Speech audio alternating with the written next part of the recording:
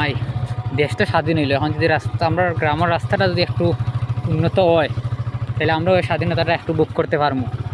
কতটা বৎসর থাকে এই অবস্থায় দেখি সারি গাড়ি রাস্তা এই হলো আমরা অবস্থা রাস্তার।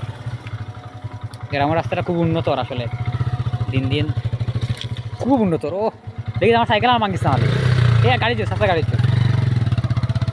এই হলো বর্তমান অবস্থা বাংলাদেশের। আমরা স্বাধীনতা 55 বছর হারাই আবার নতুন স্বাধীনতা পাইলাম, এখন যদি কিচ্ছু একটা হয় না তাহলে তো আর কিচ্ছু করার নাই। আমরা এত কষ্ট বিতা দেব। এই যে রাস্তাটা অবস্থা আর কি, এটা পুরা 5টা গ্রামের একটা নগর চৌ রাস্তাটায়, এটা সাগঞ্জ বাজার গেছে বুয়াই থেকে, ওই রাস্তাটা নাই, মানে একটা রাস্তা নাই। দুঃখজনক কথা আর কি যে এত বছর আর আমরা গাঁও আলহামদুলিল্লাহ সব আওয়ামী লীগ আসলাম, তার বাদেও একটা রাস্তা আনতে পারলাম না। তো এখন তো নতুন স্বাধীন